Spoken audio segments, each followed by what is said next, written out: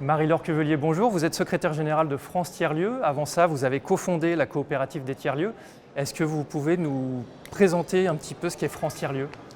Alors France Tiers-Lieux, c'est une association de préfiguration de quelque chose qu'on est en train de définir. C'est une asso qu'on a créée en 2019 et qui est une interface en fait entre le Conseil national des tiers-lieux, l'État et les différents ministères et surtout les acteurs et le terrain des tiers-lieux. Vous avez participé à une table ronde qui était intitulée « Peut-on faire école des tiers-lieux ?» et vous êtes en train de créer un outil, une hotline des tiers-lieux. Est-ce que vous pouvez nous en dire un peu plus sur les objectifs de cette hotline et en quoi ça va consister ? Donc la hotline elle a vocation à gérer le flux des demandes puisque les tiers-lieux c'est un sujet qui est assez nouveau en France. En tout cas on parle de tiers-lieux depuis une grosse dizaine d'années et du coup il y a de plus en plus d'initiatives dans les territoires. Donc la plupart des acteurs se tournent vers les têtes de réseau locales lorsqu'il y en a une. Mais quand il n'y en a pas, ce qui est quand même le cas dans la majorité des territoires français, ils se tournent vers France Tiers-Lieux.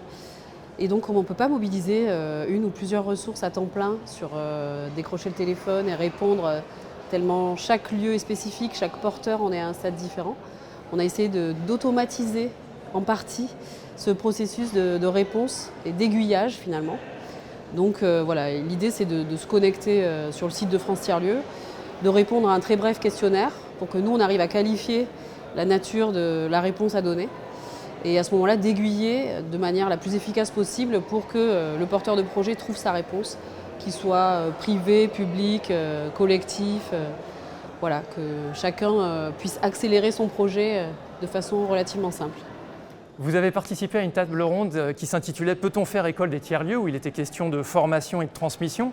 Alors on s'attend forcément à de la formation sur de l'administration, du management, de la communication. Mais il y avait un thème qui était assez intéressant qui est ressorti de cette table ronde.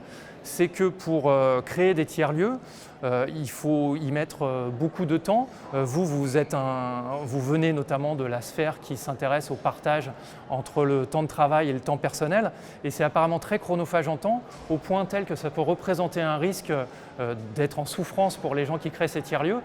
Comment on s'occupe de ce problème du temps personnel dans un tiers-lieu ? Effectivement, ce sont des projets très prenants. Souvent, les personnes qui les montent sont dans des démarches de conversion professionnelle ou en tout cas de questionnement très fort sur son alignement, entre le cœur et la tête notamment.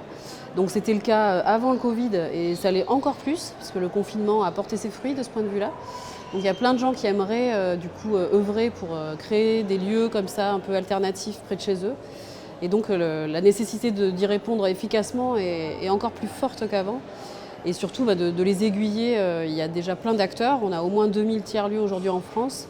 Donc l'idée c'est qu'ils aillent voir surtout leurs pairs finalement et qu'ils aillent questionner près de chez eux comment ça marche, quel temps ça te prend, pour justement limiter l'effet un petit peu idéal de ce qu'on projette quand on souhaite créer ce genre de lieu.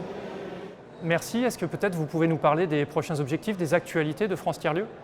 Alors France Tiers-Lieux est donc dans cette phase de préfiguration pour 2 ans. On a commencé il y a 1 an et donc en septembre 2021, on aimerait que soit mise en place la gouvernance plus pérenne. Et donc en ce moment, on est en train de définir la feuille de route avec l'aide du Conseil national notamment et des acteurs du terrain. C'est des choses qu'on fait remonter du coup aux différents ministères pour dire où sont les besoins, de quoi ont besoin les acteurs pour avancer en termes de soutien financier notamment, mais pas que, il y a peut-être d'autres moyens de les aider. Par de l'accompagnement à être partenaire avec les collectivités locales, de trouver du foncier aussi, qui peut être souvent un nœud dans les projets. Et donc on est en train de mettre en ordre tout ça. Il y a le sujet de la formation qui est vraiment crucial aussi sur l'année à venir, puisque vous l'avez vu sur la table ronde, il y a vraiment des choses très différentes qui répondent chacune à des besoins très différents. Des gens qui ont envie de s'acculturer à ce mouvement-là, d'autres qui ont envie de faire de manière très concrète. Donc il faut qu'on ait une vue d'ensemble aussi pour pouvoir valoriser et faire valider ces compétences-là, puisqu'il y a des gens de plus en plus qui souhaitent en faire leur parcours professionnel.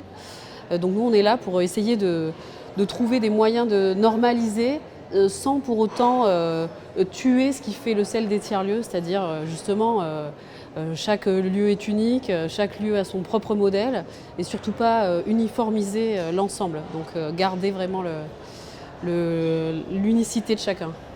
Ok, merci beaucoup Marie-Laure Quevelier. Avec plaisir.